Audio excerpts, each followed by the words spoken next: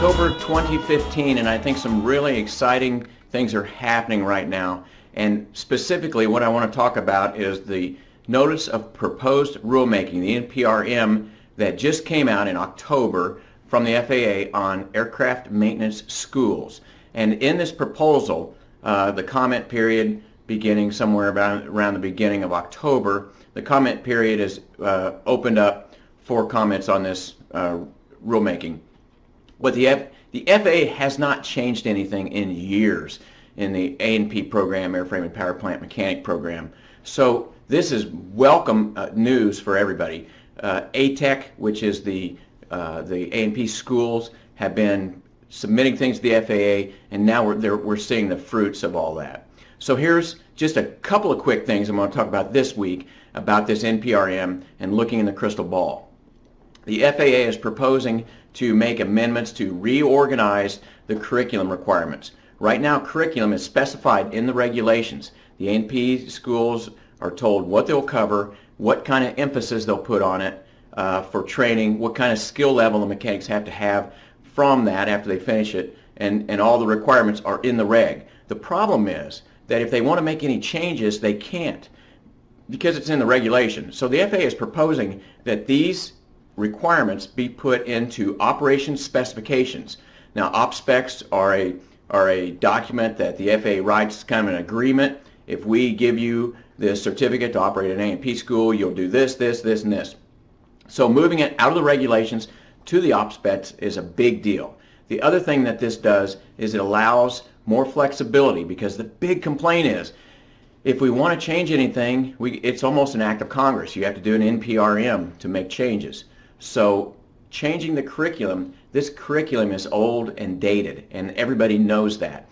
But it was such a bureaucratic function to have to change it that nobody could do anything about it. I mean, we're still doing dope and fabric. I mean, these airplanes were built in the 20s, and we're teaching this in the A&P schools.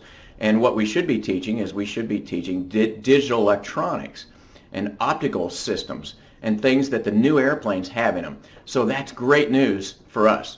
Another thing that this NPRM talks about is it adds some new curriculum subjects. The new curriculum subjects and headings are in here. If you look at the very end of this list, they talk about human factors, foreign object elimination, alerts, caution, and warning indications. These are all new, and they're thrown in here, and it's about time. This thing about alerts, cautions, and warning indications, if you read in the NPRM, what that's talking about is all the warning systems that are in the new airplanes. You know, you got the panel, you got the little flashing light up top, you know, the trained monkey thing, make the light go out, get a peanut. That's why we always laugh about training a pilot. It's kind of like a Benjamin Skinner and all that. Anyway, that's at least 3 new subjects in here, and that's something to note. Okay, from what I'm looking at here also on the number of hours, the total number of hours to get an A&P certificate or to do the training in A&P school has not changed. But what the FAA did was they shifted things. So for the general, they shifted from 400 hours to 450 hours. Airframe went from 750 to 800, and power plant went from 750 to 650. So they reduced power plant, they increased airframe, and they increased the general. A couple other interesting things, real quick. One thing is the FAA said that they recognize computer-based training, and some of these things can be done computer-based. Now, I know you can't teach somebody to overhaul an engine and take things apart, things you got to do with your hands, but there are things that could be done computer-based. And one of them is materials and processes. So as a mechanic, I had to learn all the part numbers for bolts, and I had to learn what different types of safety wire is. It's just knowledge. It's just stuff you got to memorize, you got to know. Torques, how torques work, and things like that. So some of these things, there's also math in there, there's also physics. Some of these things can be taught different ways, and computer-based is the way to go. The last thing I want to talk about here is that the FAA is talking about giving A&P schools and applicants the ability to take the general test separate. The way it's always been in the past, you took general and airframe.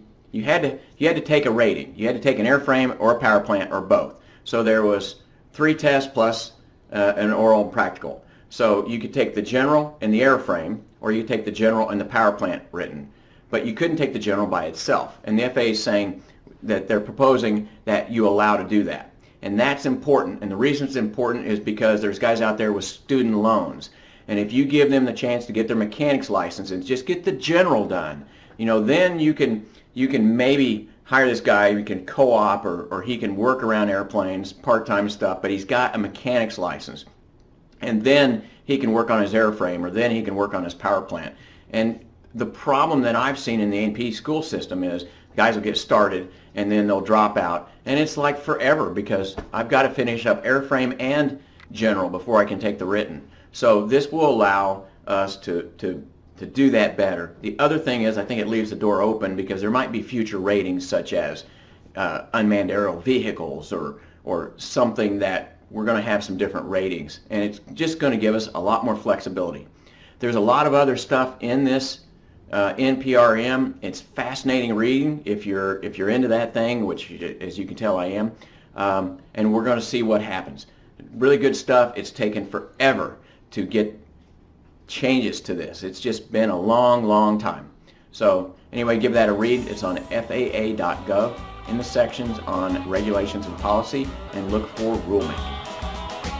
Thanks for tuning in.